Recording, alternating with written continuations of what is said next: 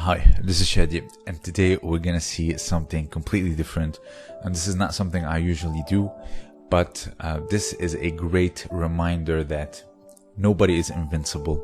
Even the greatest champions are not invincible. So today what I will do is show you some of the greatest champions of this sport or art and how they are getting thrown with their own specialty or one of their special moves. So this is again a reminder that there's no shame in losing and there's no shame in getting back up and keep on training and keep on going. So this is to actually uplift your mood in case you suffered some losses. So the first example is Fabio Basile, 2016 Rio de Janeiro Olympic champion. So what's really special about Fabio is that he's not this dominant fighter at all, neither in his gripping or in his tactics, but the way he creates his judo, it's absolutely wonderful to watch.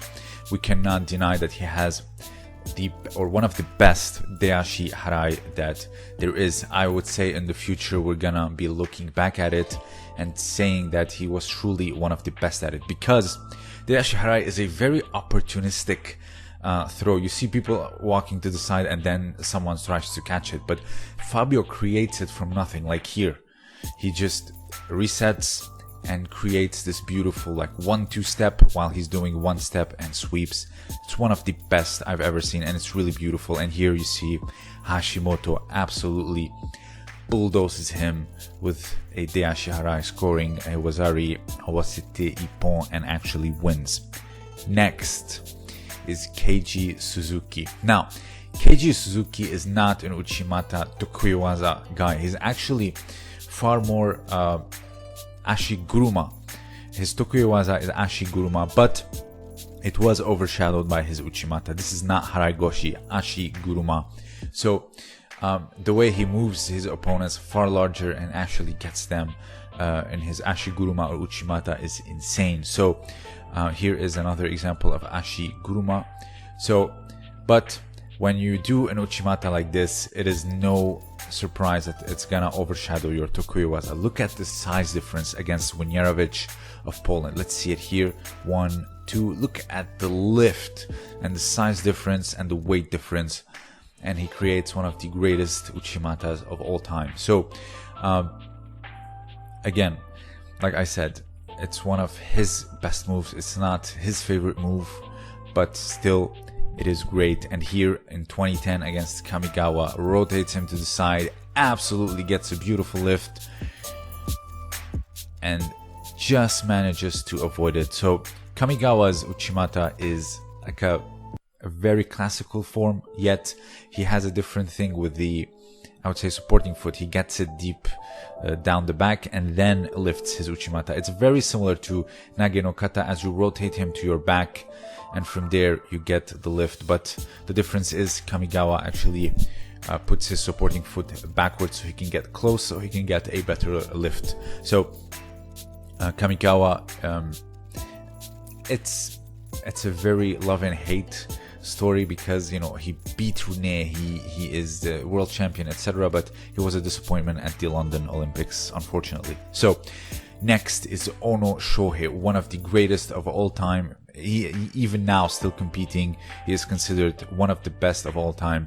Great Uchimata, great O Sotogari, but the whole controversy with the head dive, let's see what he will do with the new rules, but I'm glad it's there because you don't want an unfortunate accident to end his great career. So one of the greatest, and here you see him getting thrown, same thing with a head dive by Tsukambatar Kashbatar of Mongolia, one of the very few losses of Ono. I love how he rotates his hip and then goes to the other side as a feint, but the head dive is again very dangerous, not needed. And finally, this feels weird to watch it and talk about it, but Inoue Kosei, in my opinion, I don't care how good Ono's Uchimata is, how beautiful Maruyama's Uchimata is, the greatest Uchimata artists of all time is without a doubt Inoue Kosei. The one step, the Tobikomi, Oikomi Uchimata, Ken Uchimata, from Ouchigari entry, from Ouchigari twitch, all these variations that he has created. He has upward of 8 Uchimata tactics if you go and see his DVD. And here, one of the greatest is against Nicholas Gill at the Olympic final in 2000 in Sydney. Here you see it. Grabs the sleeve, Ouchi twitch, Tobikomi Uchimata, and one of the greatest Uchimata is created. So, it's kind of hard to think that, it was actually caught with an Uchimata, but I will show it to you. So, here, let's see it one more time. Great one step. It's very hard to counter such an Uchimata. So, let's go back to 2001 to the Millennium Cup against Entat Kovacs of Hungary.